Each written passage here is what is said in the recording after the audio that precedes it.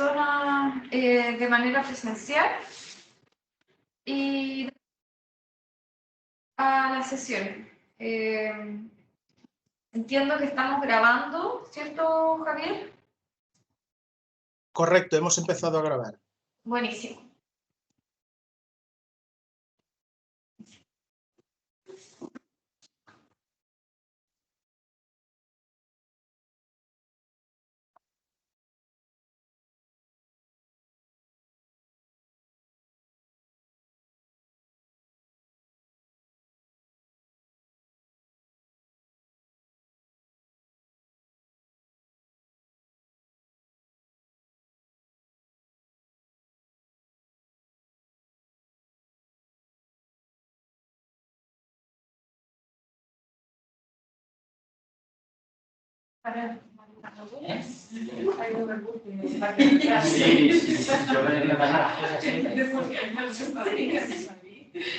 Es que estoy ya, nada más somos compañeros de clases. Cuando dicen me llaman, mi compañero de clases.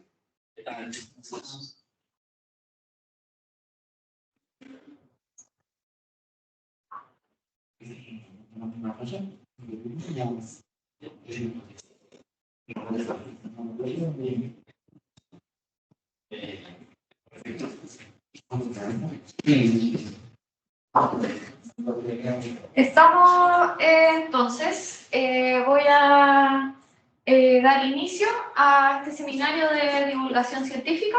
Me presento primero para los que no me conocen.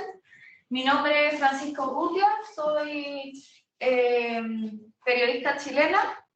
Estoy cursando un máster en Geografía Humana, Globalización, Media y Cultura en la Universidad de Mainz, en Alemania.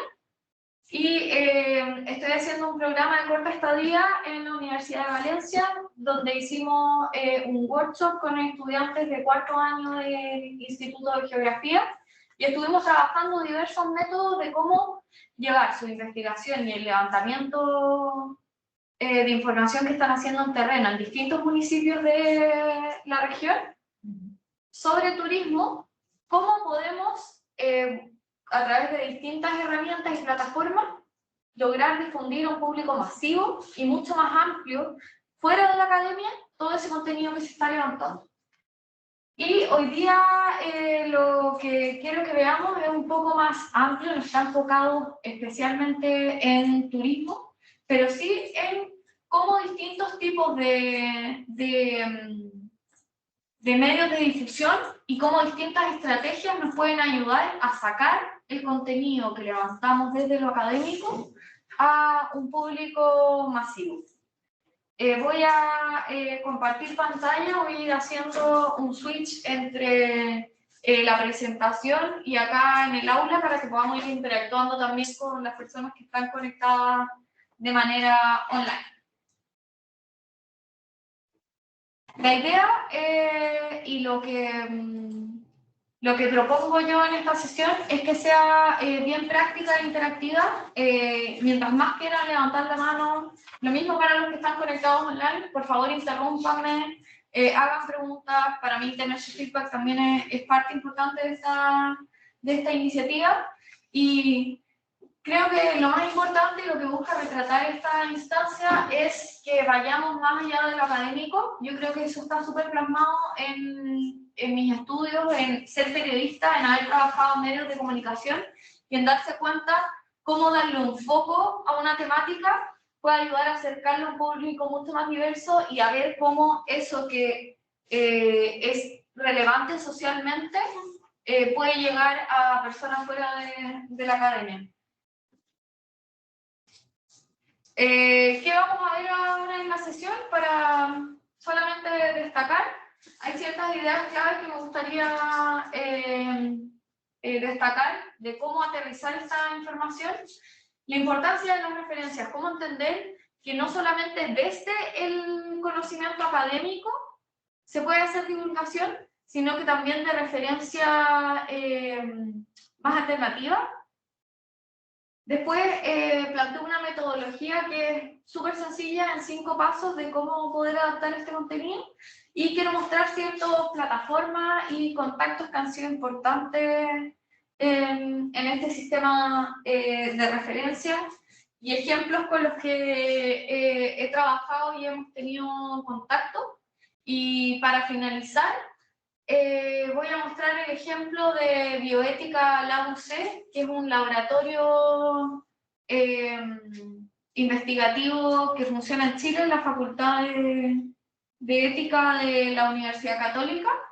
Y pudimos tener una conversación hace 2 días con Gabriel, que es parte de su equipo, y nos cuenta cómo la utilización de Instagram ha servido de manera muy importante para llegar a un público mucho más amplio. Han subido, ellos tienen un sistema de métrica que están empezando a implementar para ver cuál es la audiencia a la que llegan. Se han dado cuenta de que la edad y el rango etario ha cambiado y se ha ido diversificando.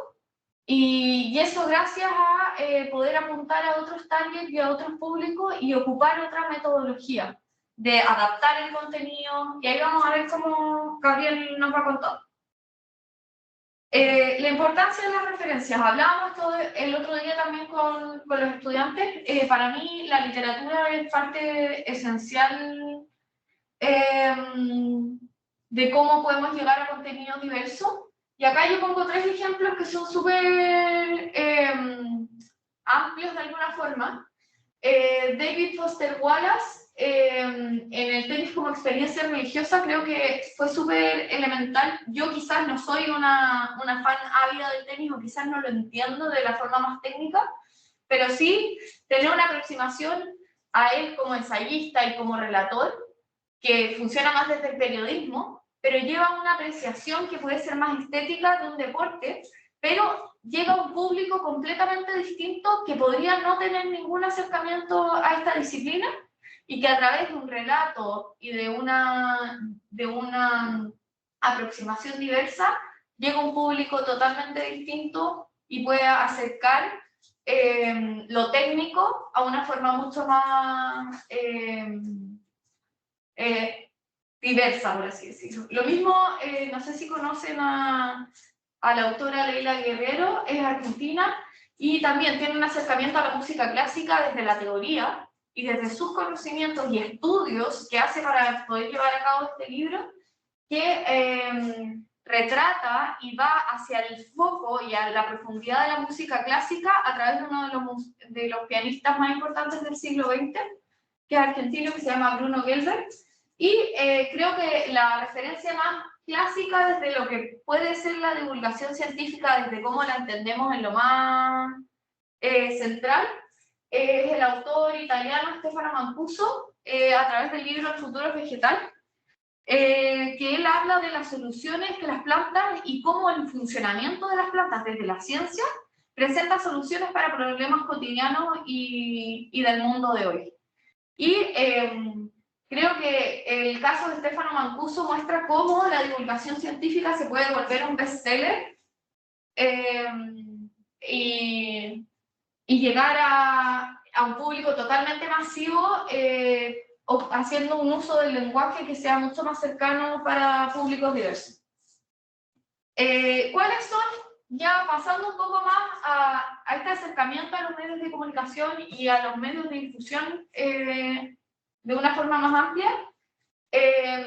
Esto puede ser totalmente rebatible, pero es lo que ha sido mi aproximación a la divulgación científica. Creo que es súper importante partir de la base de que el medio idóneo para la divulgación científica del contenido que yo estoy investigando ya existe.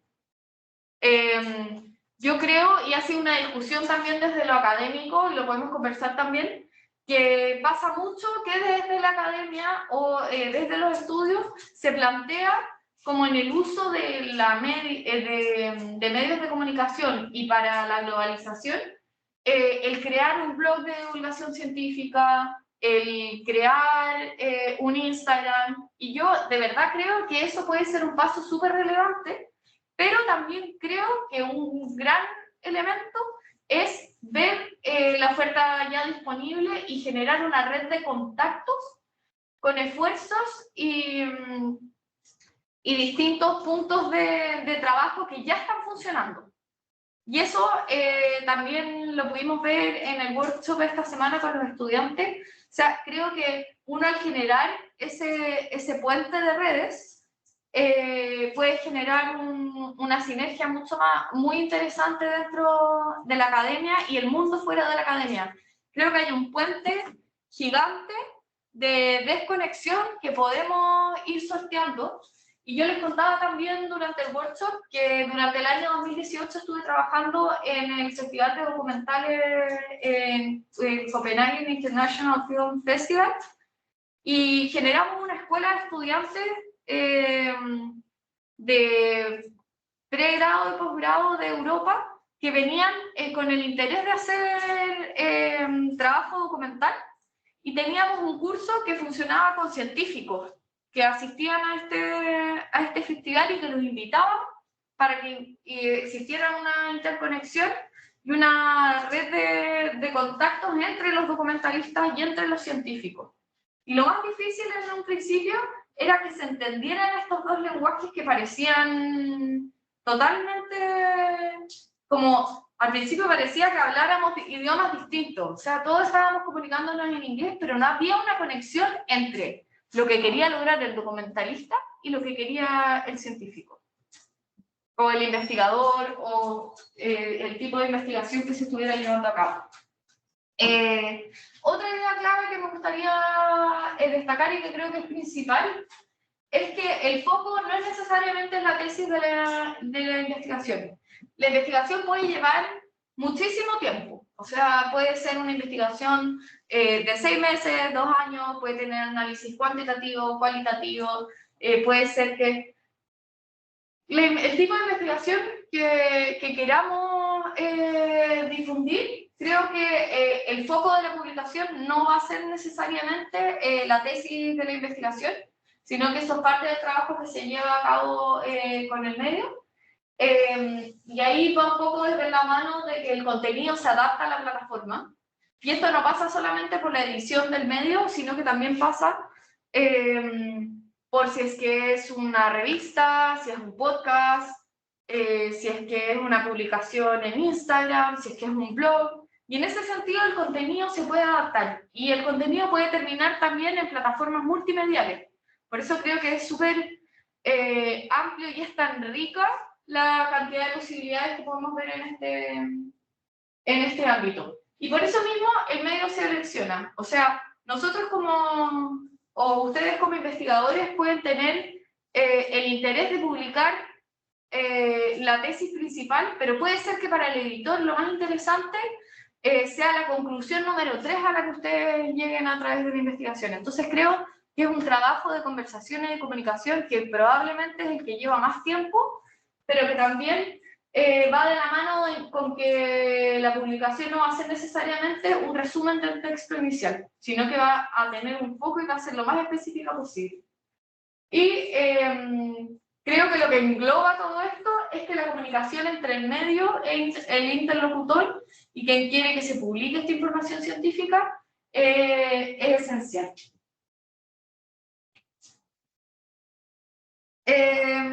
Y a partir de las ideas claves que presentaba recién, bueno, pasando a este tema, si es que tienen alguna pregunta, recuerden que pueden levantar la mano, me pueden interrumpir. A los que están conectados online pueden activar el micrófono e interrumpirme. Siéntanse libres de hacer eso.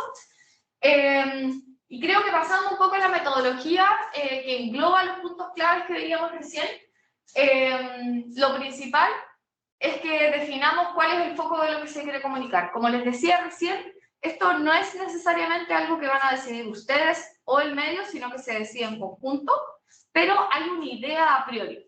Porque ¿qué es lo que pasa? Cuando yo me acerco a un medio de comunicación o una plataforma digital o una plataforma de cualquier tipo ya existente, lo más importante es ser claro en el foco de lo que se va a comunicar.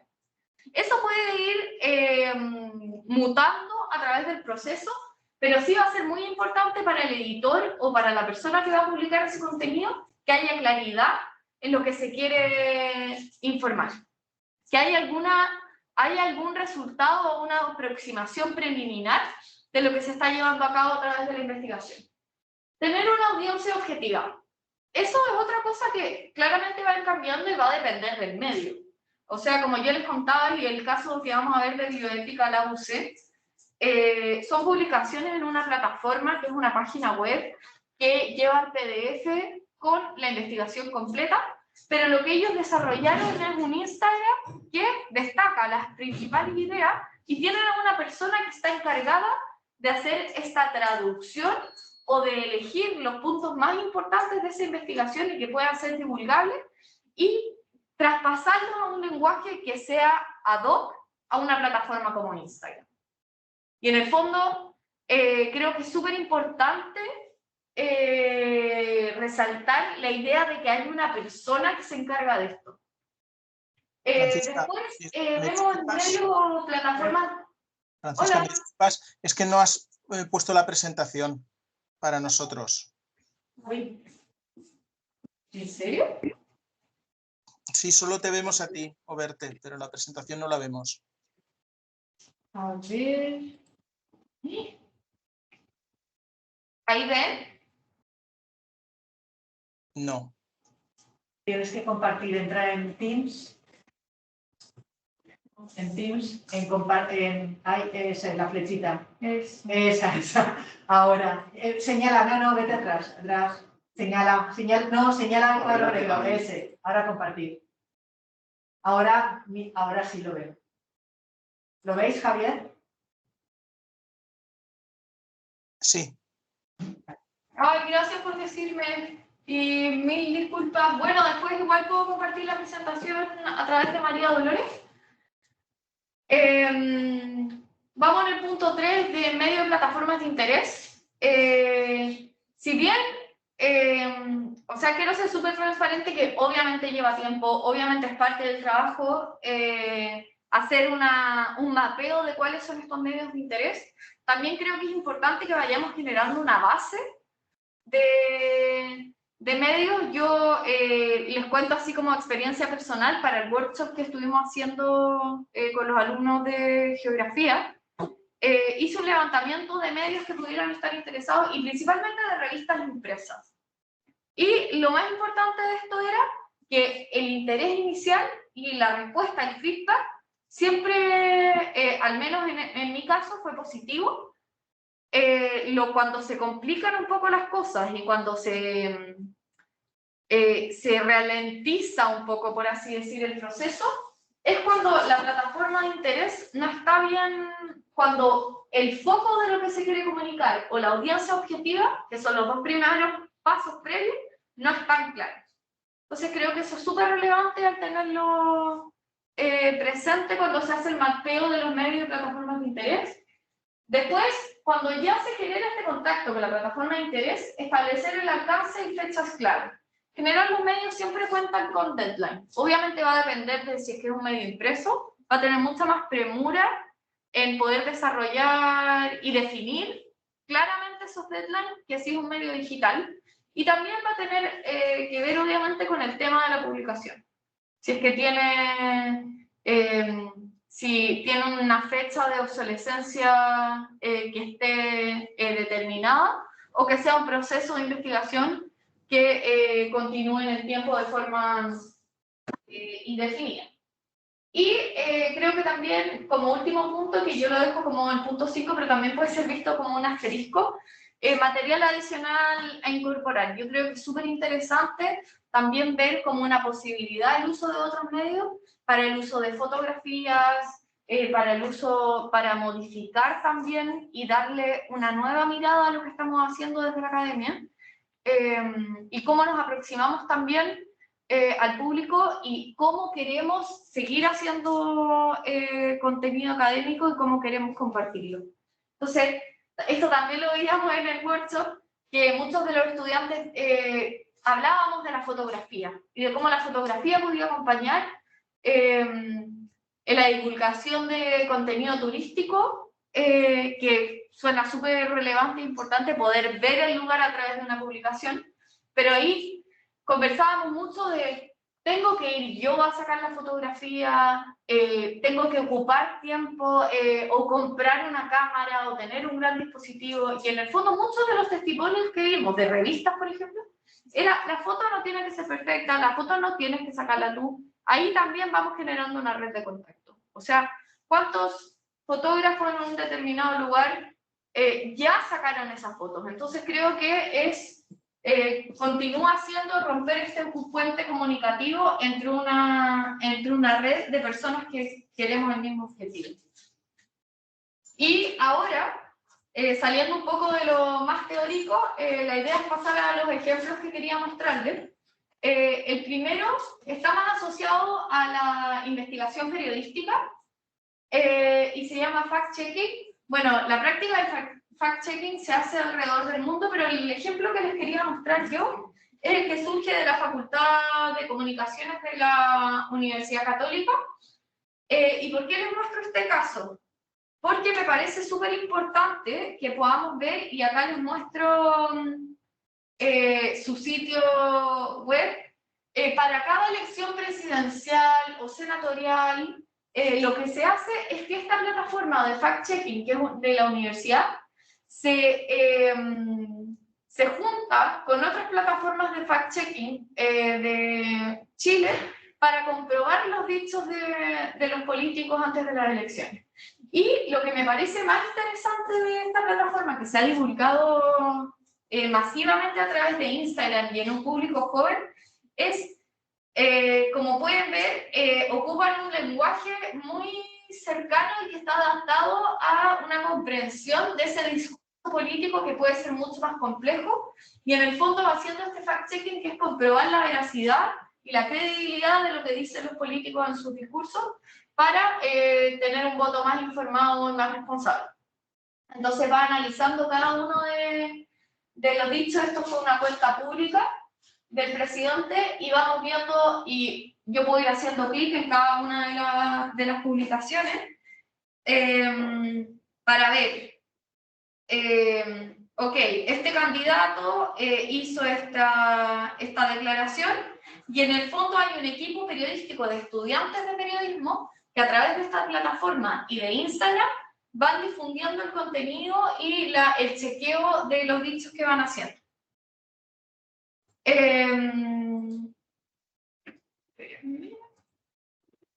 Y ahora también les quería mostrar un caso que me pareció súper importante. Esto lo traigo como algo casi anecdótico, por así decirlo.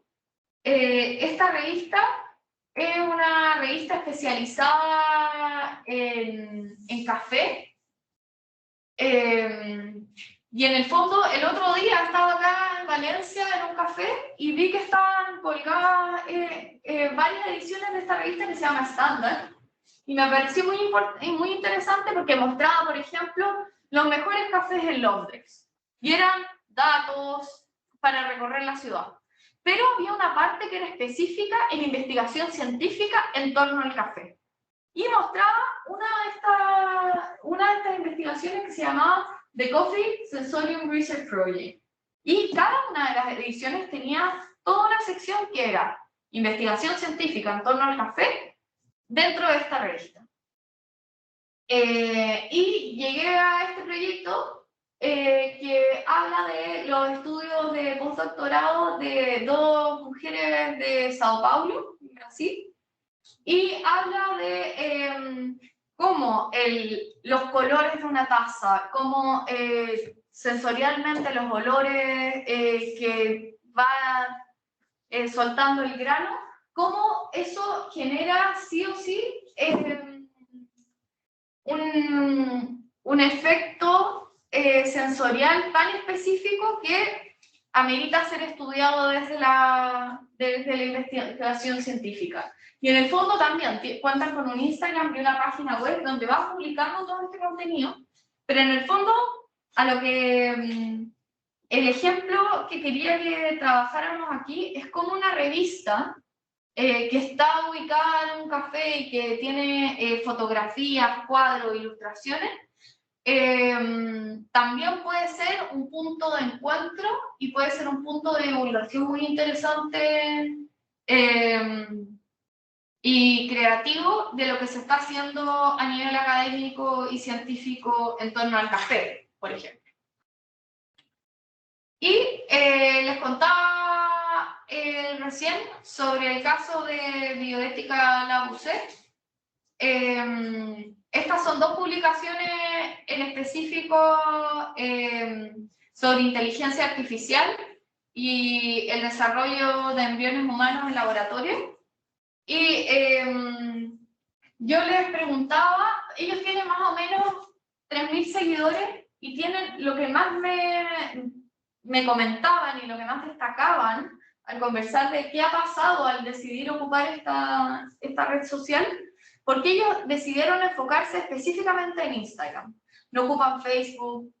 Twitter es más desde el laboratorio mismo, pero en el fondo lo que hacen ellos es llegar a un público distinto, pero que también a través del enlace de la página de Instagram puede llegar a su sitio web donde están los PDF y el contenido desplegado acá. Entonces, si se dan cuenta, también la estética es súper distinta en el sitio web y en el Instagram, pero en el fondo busca plantear y poner en boga estos temas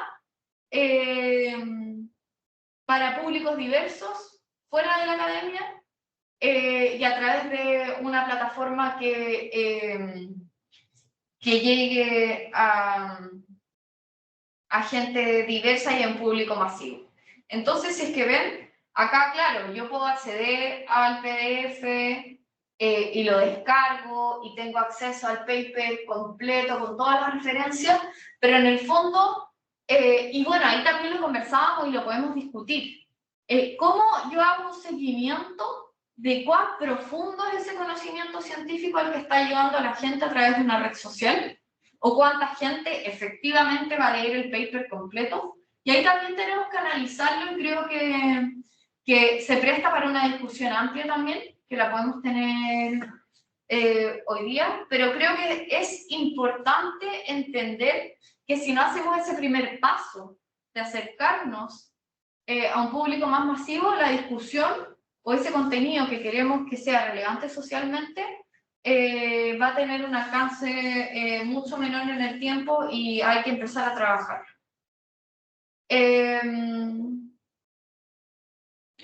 Dentro de esta conversación de bioética Labucet, que bueno, me imagino que ustedes también se les deben venir ejemplos a la cabeza, quería mostrarles un poco de lo que fue la conversación con Gabriel. Gabriel va a hacer una introducción también en esta entrevista que les quiero mostrar. Gabriel es la persona que adapta el contenido, como les decía antes, como una especie de traductor del contenido científico más duro a lo que es finalmente en la plataforma de Instagram. Es un video de 6 minutos, quería invitar a verlo y que después podamos comentarlo y que vayamos haciendo preguntas. A mí también me gustaría que puedan preguntar, que podamos conversar, que puedan hacer comentarios y no solamente estar hablando yo todo el tiempo. Quería saber si es que se ve el video para los que están online.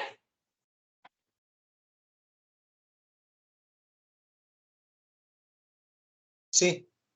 Ya, buenísimo. Hola, ¿Se oye? Sí, bueno. De la Universidad Católica de Chile y participo en Bioética Labucet escribiendo artículos semanales. Bioética Labucet nació hace como 2 años aproximadamente y es una plataforma online de divulgación científica, de noticias sobre bioética, sobre ética de las nuevas tecnologías, ética ambiental y otros temas relacionados.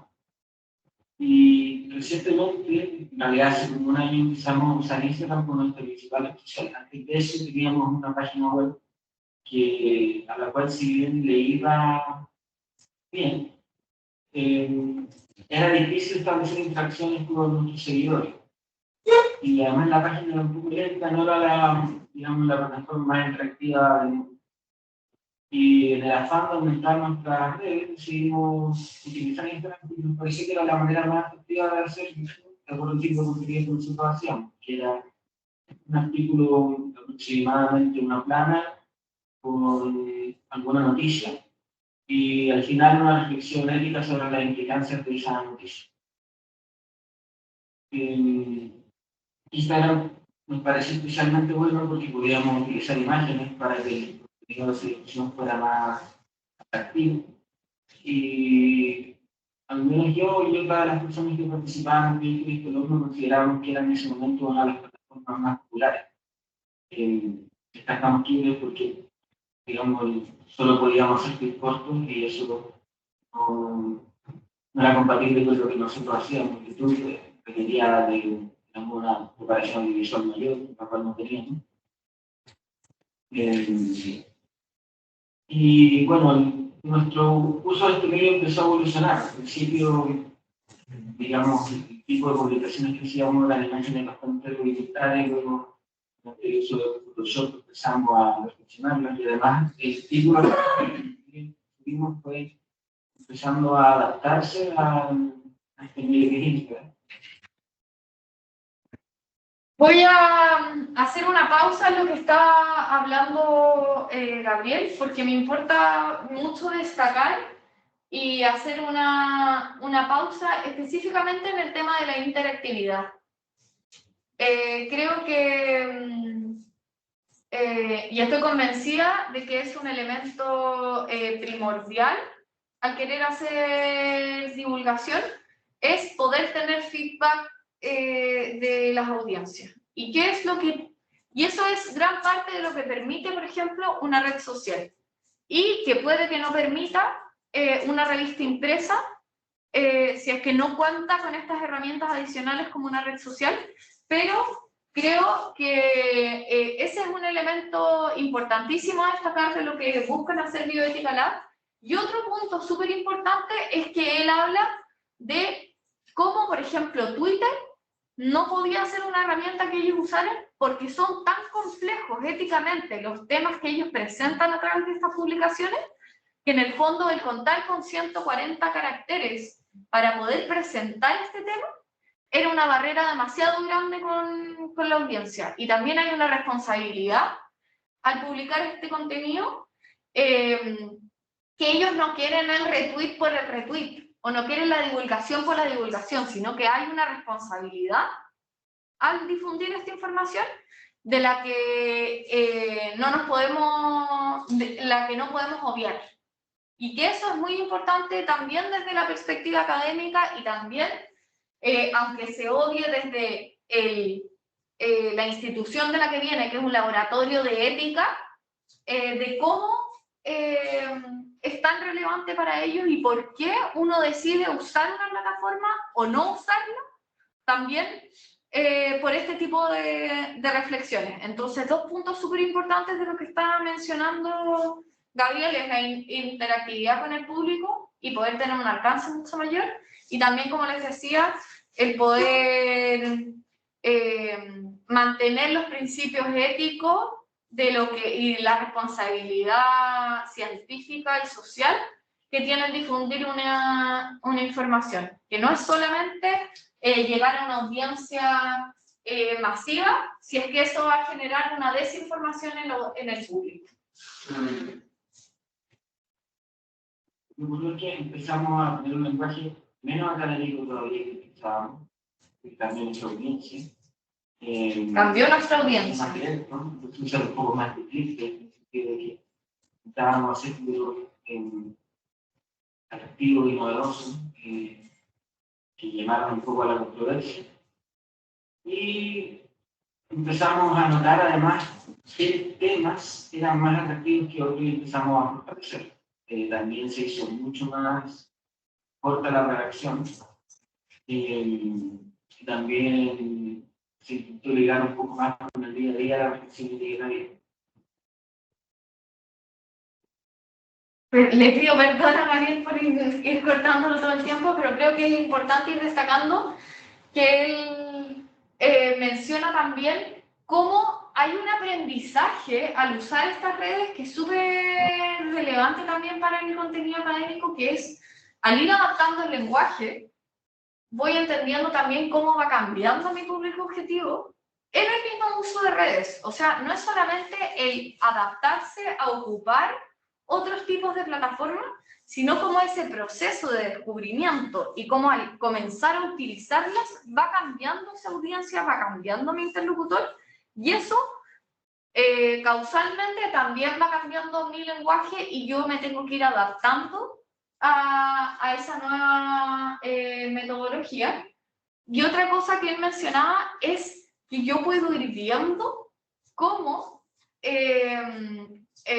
también hay una métrica y hay una información muy relevante que va proporcionando la nueva plataforma, que es ver qué tipo de contenido y qué tipo de temática es más interesante para mi audiencia. Cuando yo he conversado también con Colomba, que es la chica que está a cargo de las redes sociales de ética, bioética en la UC, me decía, generalmente los temas más relevantes y más compartidos son los que hablan de inteligencia artificial y de conflictos éticos, ya sea como manipulación genética y este tipo de temas. Entonces creo que también eso es súper relevante como investigadores y como parte del laboratorio, el poder tener esa información que sin el uso, que quizás es una consecuencia de querer llegar a un público más amplio, el tener también este feedback y tener también esta información.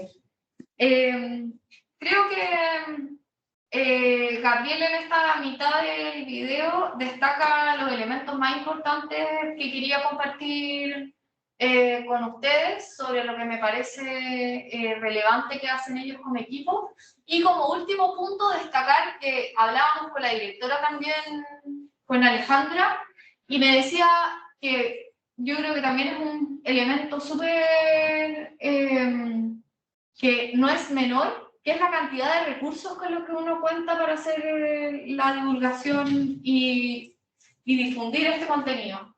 Y en el fondo ellos son un equipo de 4 o 5 personas que se encarga de esto y por lo mismo decidieron ocupar solamente una plataforma como Instagram, hacer una publicación semanal de esta traducción del contenido y también entender que hay que ir generando redes, y era lo que más destacaban, al momento de hacer estas publicaciones. Entonces ellos están en contacto con otras plataformas, están en contacto con medios de comunicación, para que también, si bien ellos ocupan Instagram como su plataforma base de difusión, también aprovechar otros medios disponibles que están interesados en hacer divulgación de este contenido. Así que eso principalmente, me encantaría que ahora abriéramos una discusión, saber si es que hay ideas o consultas que vayan surgiendo desde su vereda también, que me puedan contar un poco. Y eso, voy a volver a la cámara para que podamos interactuar también con los que están de forma online. Acá hay un comentario. Ah, no. Gracias. Ahí está, veo una mano levantada. Leonardo, creo que tienes que... Hola Francisca, buenos días. Hola Leonardo, ¿cómo estás?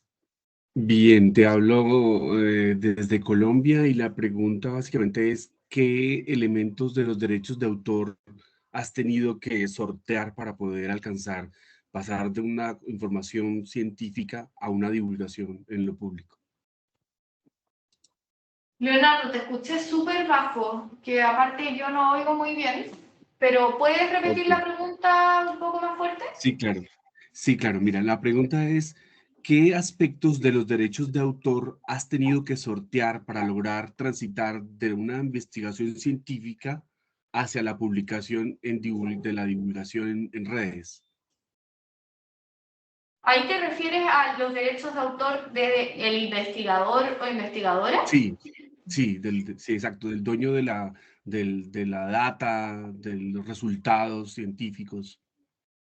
Mira, ahí, en mi experiencia al menos, creo que no he tenido mayores problemas porque en el fondo gran parte de las ocasiones el interés de la publicación ha venido desde los mismos investigadores o hay un acuerdo previo para poder ocupar el contenido. Entonces, en mi experiencia al menos no ha sido complejo. Creo que puede depender también en el caso de que el levantamiento de la data tenga un público más complejo que también puede ser, no sé, la utilización de imágenes con menores de edad, se me ocurre, no sé si es que se te ocurre algún tema extra en el que podría ser conflictivo, pero yo personalmente no me he encontrado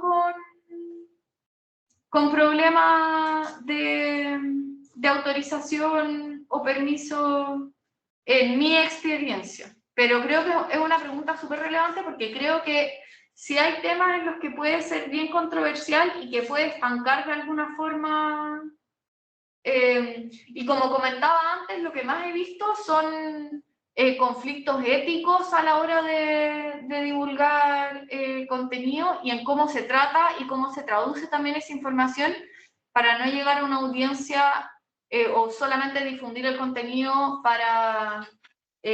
por difundirlo, sino como mantener esa responsabilidad por detrás. Pero no sé si es que respondo bien tu pregunta o no.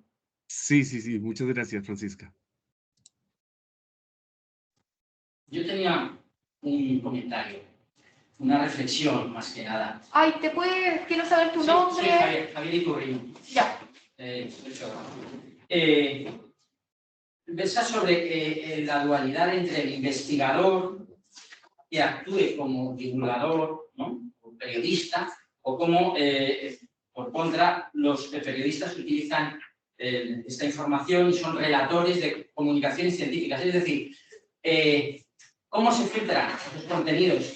¿Qué formación tienen esos periodistas sobre temas complejos para luego desmenuzarlo y hacerlo más asequible a un público no versado en esto? Es decir, ¿tendrían que ser los científicos los que actuasen como periodistas o tendrían que ser estos periodistas que se formasen en temas científicos complejos? Porque claro, yo me imagino en temas médicos harto complejos, biomedicina, temas de moleculares y tal, tragarte un estudio en PDF y tal y luego desmenuzar lo que uno ha entendido con un conocimiento del periodismo y transmitirlo cuando tiene tantos elementos complejos que divulgar. Entonces, se me hace muy compleja esa situación, ¿no? Mira, yo lo veo, al menos desde mi rol como periodista y cuando he escrito sobre contenido científico, para mí el punto base es si es que yo no lo entiendo, no puedo escribir sobre él. Y, o sea, partir desde el punto 1 de leer las referencias del artículo y juntarme con el equipo y preguntar, mira, esto necesito que me lo expliques con peras y manzanas porque no lo entiendo. O sea, y ser súper honesto desde ese punto de vista, porque si es que yo no entiendo el tema realmente, no puedo comunicarlo. Y en el fondo va a terminar siendo un recorte que destaque los aspectos más importantes de la publicación, pero va a seguir sin ser una puerta o una ventana de acceso al contenido real para un público más masivo. O sea, en el fondo, yo lo que no quiero o lo que creo que es importante que quede claro es que esto no puede ser un copy-paste de ciertos extractos de la información, sino que tiene que haber una traducción. Y yo creo que el rol primordial en ese caso tiene que ser del comunicador en una primera instancia, pero tiene que existir una disposición y una apertura desde el investigador a poder hacer esa traducción y explicar ese contenido. Porque si no, si es que no hay una sinergia entre las dos partes, es imposible lograr el objetivo de la divulgación. Creo yo, pero yo no creo que el investigador tenga que cumplir el rol de, o prepararse para ser un comunicador y que el comunicador tenga que cumplir el rol del investigador, sino que hay que ver el contenido como lo que se adapta, no mi rol. No sé si es que... ¿No sería más factible que algunos científicos, investigadores, que tengan esa mayor sensación o esa capacidad de comunicar al público en general, sean los divulgadores, porque tienen toda esa estructura compleja de la investigación que cada vez es más sofisticada y más... Pero me parece que es poco práctico en algún... Un divulgador científico. O sea, que un científico se especialice solamente en divulgar. No tenga esa capacidad, que tenga esa capacidad de transmitir de esos conocimientos porque los ha desmenuzado con su información previamente, por ejemplo, en temas médicos. Creo... Si un periodista se tiene que poner a investigar sobre ciertos medicamentos y tal, cómo funcionan y tal, pues esa investigación molecular de medicamentos y tal, pues eso va a ser algo complejísimo para un periodista, y sin embargo un científico que sabe cómo comunicar, pues le va a ser mucho más sencillo, mucho más práctico. Mira, en mi experiencia creo que no es tan fácil que como asumir que un científico sabe comunicar de forma que sea realmente entendible para una masa. Y por eso creo que para mí, en mi experiencia, ha sido súper interesante ver cómo el trabajo con un comunicador puede facilitar ese uso del lenguaje. Para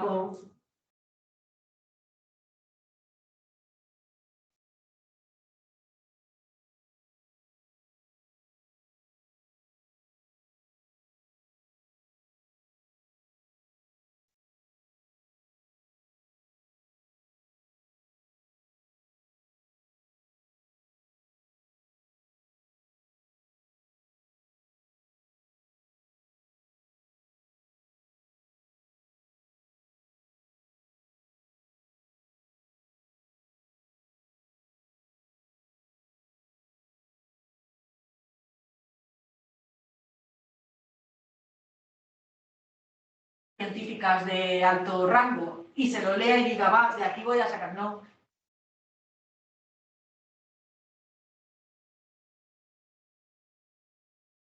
El periodista es capaz de decirlo.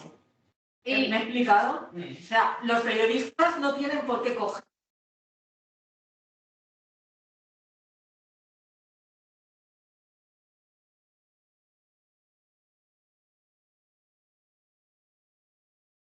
Los periodistas que no pasan.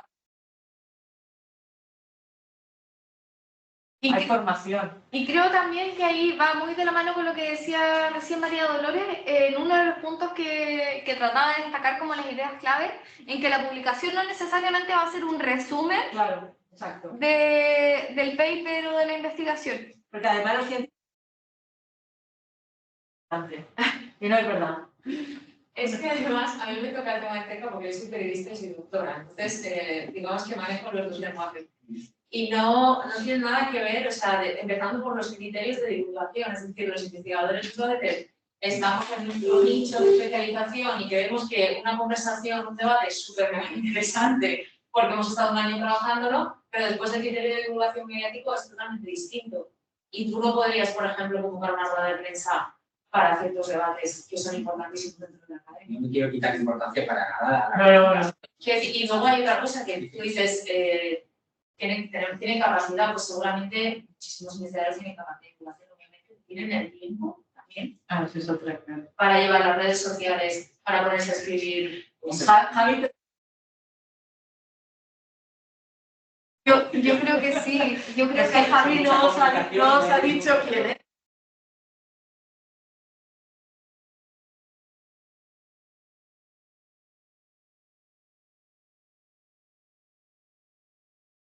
porque, y yo creo que eso explica... Ya,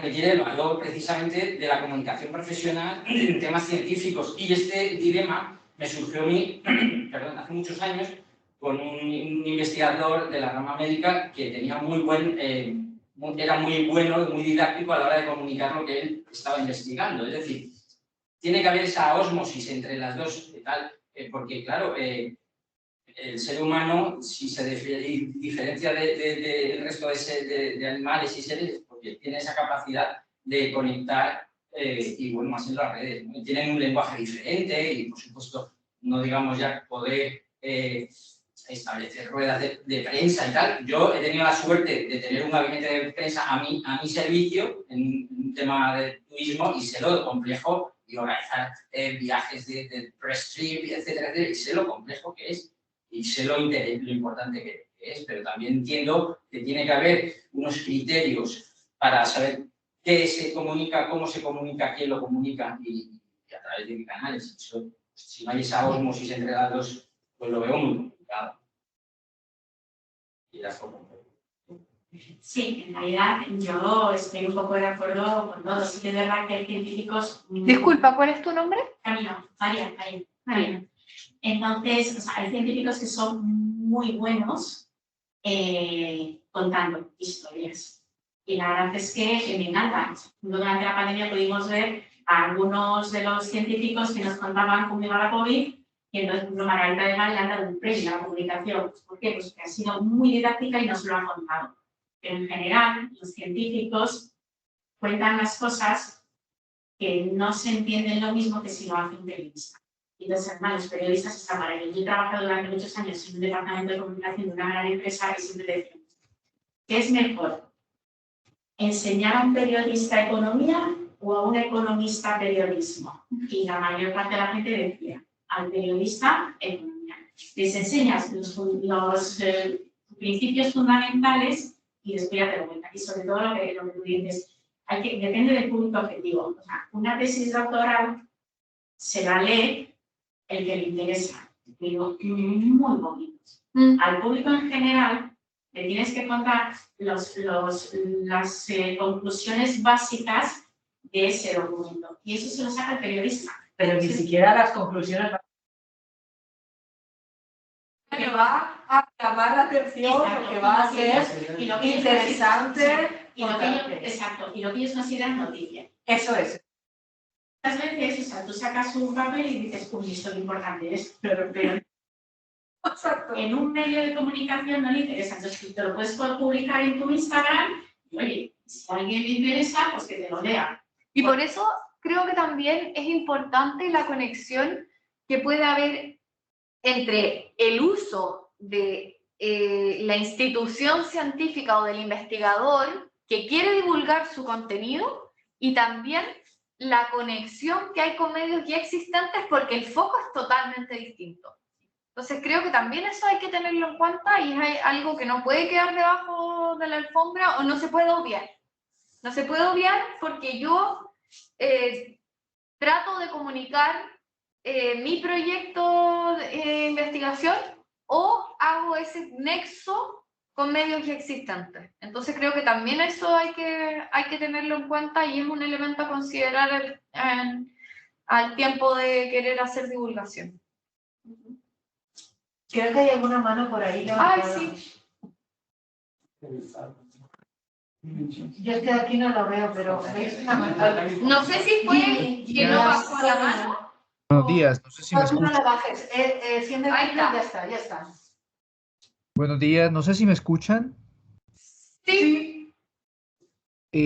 Sí, mi pregunta, bueno, Jimmy Alvarenga desde Honduras. Hola, Jimmy. Hola, quisiera preguntar sobre al momento de hacer las divulgaciones o publicaciones en las redes sociales, si en algún momento te has enfrentado a algún tipo de restricciones de contenido por parte de la misma red social. Ahora, por ejemplo, hace un año han habido algunos cambios en algunas redes sociales sobre aspectos en temáticas económicas, sociales y políticas. Entonces, la pregunta es si te has enfrentado en algún momento a alguna de estas restricciones y cómo se ha manejado, o si tienes alguna experiencia o algún caso de estos. Yo, para ser muy honesta, no he tenido ningún caso de censura o restricción con una red social en términos de divulgación científica.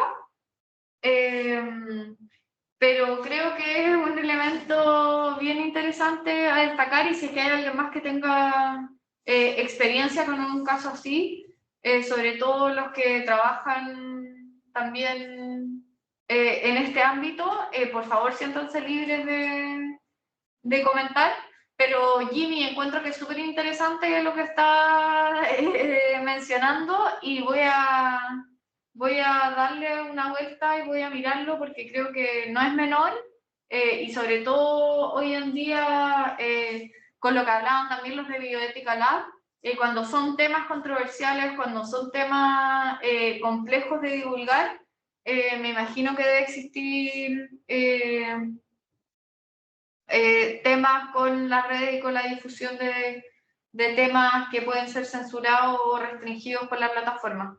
¿Hay alguien que le gustaría aportar algo en ese? En Instagram, porque sigo unas páginas de divulgación científica, aquellas que compartían información para desmentir los bulos sobre el COVID, al cabo de un tiempo, si seguían compartiendo noticias sobre el COVID, Instagram automáticamente les borraba las publicaciones, porque entendía que estaban difundiendo noticias falsas. Y eran...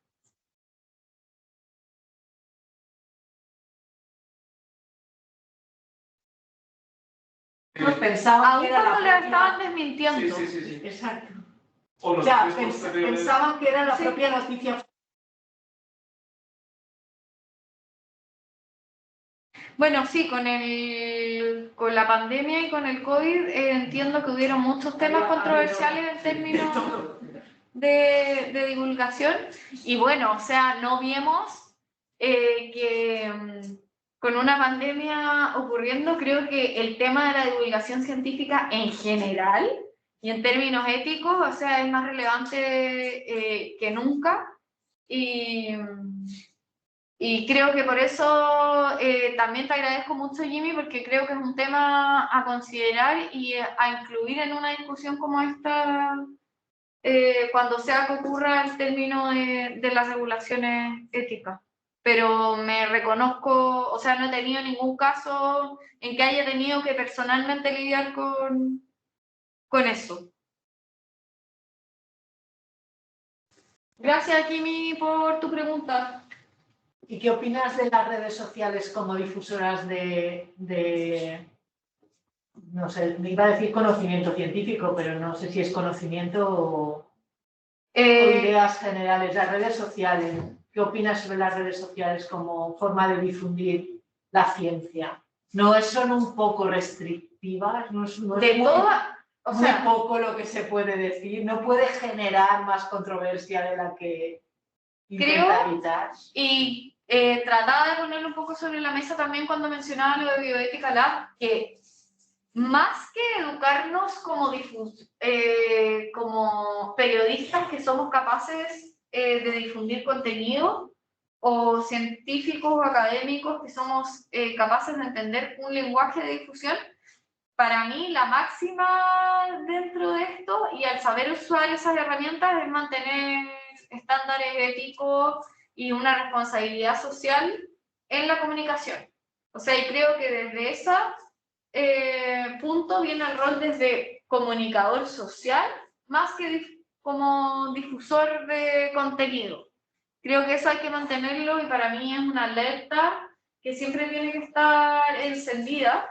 Y por lo mismo creo que las redes sociales son una gran herramienta, pero hay que hacer uso de métricas, hay que aprovechar la interacción que se puede tener con la audiencia para entender qué es lo que realmente se está entendiendo de este contenido, porque si yo voy a generar un incendio con un tema, por la controversia de la controversia o por llegar a un público más amplio, si es que de verdad no estoy haciendo divulgación científica, creo que se pierde el objetivo. O sea, creo que se está olvidando porque estamos haciendo divulgación científica. O sea, creo que a la ciencia y a la academia llegar a gente, o sea, como ser un influencer del contenido, no me hace mucho sentido y creo que no es el objetivo que buscamos. Entonces, sí. No, yo quería, simplemente estamos fijándonos mucho en el papel escrito y en la imagen fija, y creo que podrías también dar un salto más allá con las plataformas que hoy en día, podcast, Twitch, También.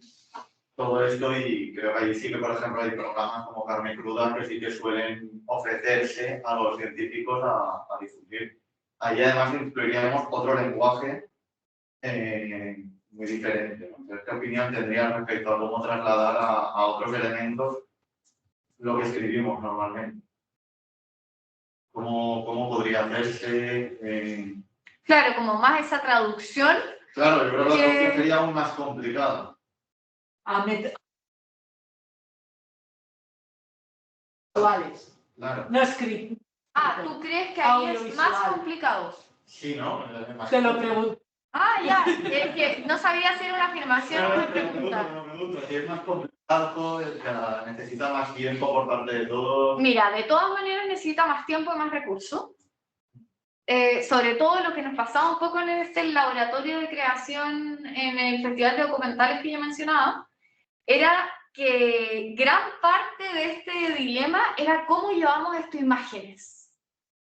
Cómo un documentalista, cómo un cineasta va a hacer esta traducción, que no es solamente desde un lenguaje, porque ya un paso uno de la complejidad era cómo yo hago este contenido y esta investigación científica entendible para un público general. ¿Cómo eso además lo llevo a imágenes?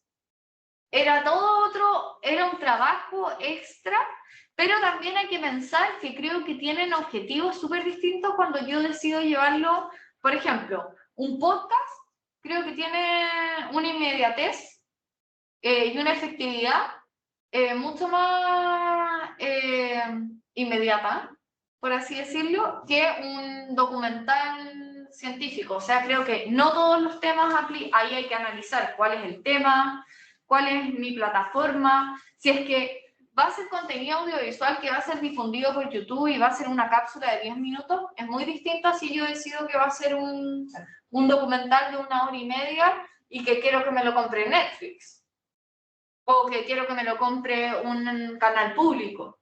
Entonces creo que me cuesta un poco responder tu pregunta como en términos tan específicos porque creo que depende mucho del tema y es un poco lo que veíamos también con el ejemplo de qué temas son más difundibles o qué temas tienen un alcance a cierto tipo de audiencia, pero creo que regresa también al punto de la metodología, que es inicialmente definir cuál es mi foco y cuál es mi público objetivo. Y después de eso, puedo entrar a hacer este mapeo de cuáles son mis medios de interés o cuáles pueden ser este contacto con medios de difusión o periodistas o redes o un canal o un director de cine. Creo que es súper difícil y era también mi miedo de por qué quise traer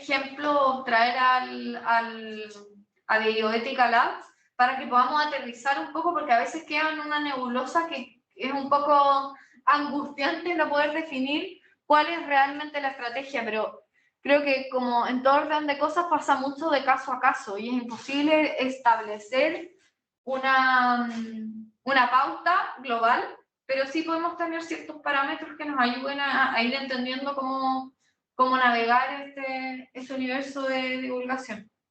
Gracias por tu pregunta. Sí, vamos. Espero haber respondido algo. Hola, mi nombre es Antonio y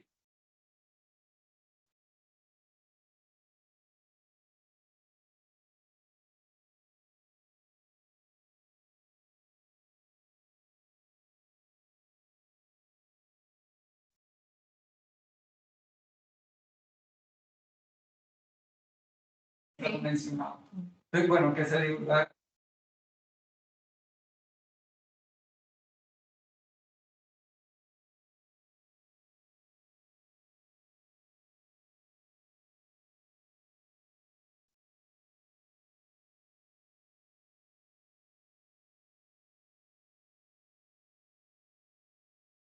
Yo, de todas maneras, y por favor, o sea, no quiero que se malentienda, que creo que Twitter no funciona como plataforma para publicar contenido académico científico. Creo que hay que ser responsable en cuál es el objetivo al hacer un tweet y si es que eso va a llevar a otros enlaces que puedan permitir tener una información más acabada de ese contenido.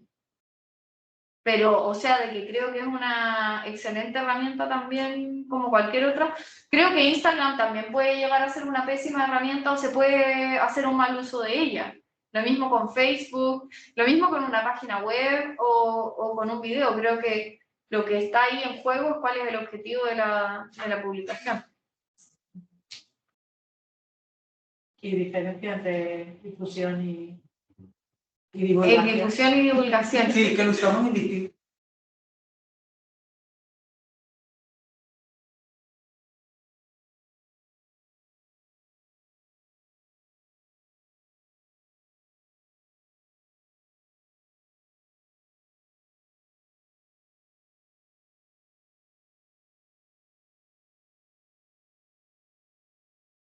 De distancia y sí que hay una diferencia marcada, ¿no?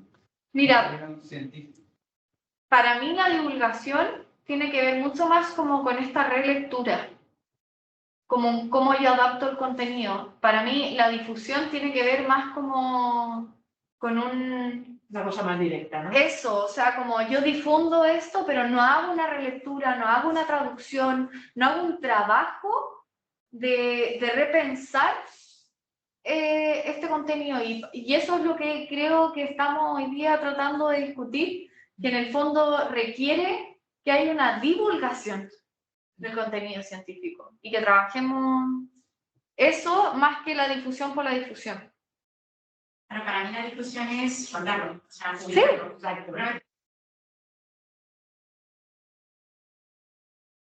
Totalmente. Es que ahora mismo, o sea, es increíble cómo el consumo de comunicación está cambiando. Y cambia muchísimo. Entonces, por ejemplo, hay programas yo os pongo un ejemplo de un programa para mí es de divulgación, que es Aprendemos Juntos. No sé si lo conocéis, que lo hace BBVA y El País, de forma conjunta, tiene millones de visitas. Está súper bien. Está fenomenal. Entonces, todas las semanas hace un nuevo contenido. Lo publican, tiene un resumen de 5 o 6 minutos y después está la versión larga para que la quiera, que es de 50 a 60 minutos. Entonces, o sea, ese consumo, o sea, es un programa que hace divulgación de contenidos científicos. Una vez esto pueden ser más interesantes y otra vez menos. Pero atrae muchísimo más al público que la difusión del propio contenido, que ese es un poco más árido y conecta menos con el público, con el gran público. Entonces, bueno, para mí esa es un poco la diferencia. Totalmente, sí. Y bueno, pues utilizar, la verdad es que los nuevos medios audiovisuales atraen mucho más. Es verdad que la gente cada vez más videos. Entonces, claro, ¿cómo adaptarse la difusión de un contenido científico a un medio audiovisual? Cuesta mucho. Y ya no solamente medios humanos, medios económicos. Es que eso también lo que hablaba yo, como los recursos son limitados.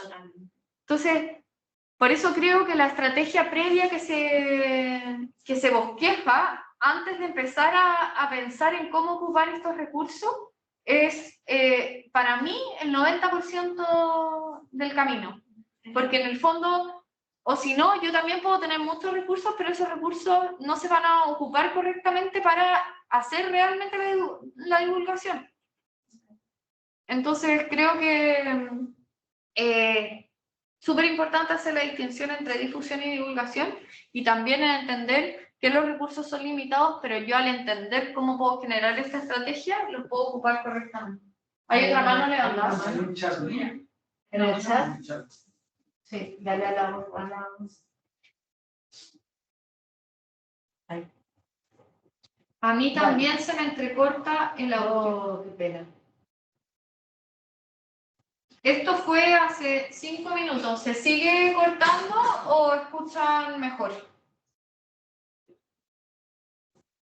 De todas formas, ya estamos fuera de tiempo. Vamos a ir terminando. De vez en cuando. Se corta, dice Javier. Se entrecorta. Ahora mejor. Es en algunos momentos. Sí, sí. Vale. Se me pasó muy rápido esta hora. Les quiero agradecer, y espero que se les haya pasado rápido a ustedes también, les quiero agradecer muchísimo por haber sido parte de esta conversación, por haber participado. Espero que la discusión y la conversación no quede acá, que tengan mi contacto, que podamos, o sea, cualquier cosa que siga, que sea un proceso, que sigamos en contacto, que cualquier cosa me escriban. También las referencias como la que nombrabas tú, o también las implicancias éticas que puede tener esto, creo que es un portal gigante de cosas que podemos seguir discutiendo y trabajando en este tema. Y nada, darle las gracias por haber participado, por haber se dado el tiempo de venir. Y eso, muchas gracias. Nada, gracias a ti, Francisco.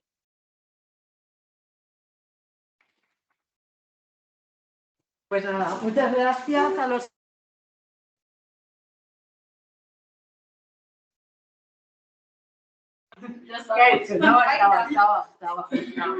Nada, muchas gracias a los que estáis en casa. Y creo que lo habrá dicho quizá Francisca al principio, hemos grabado este seminario y bueno, pues quizás lo podemos, vamos a ver si se ha grabado bien, esas voces entrecortadas que se oían y tal, pero si se ha grabado correctamente, pues lo pondremos a disposición para que podáis volverlo a ver si es necesario. Nada más, muchas gracias.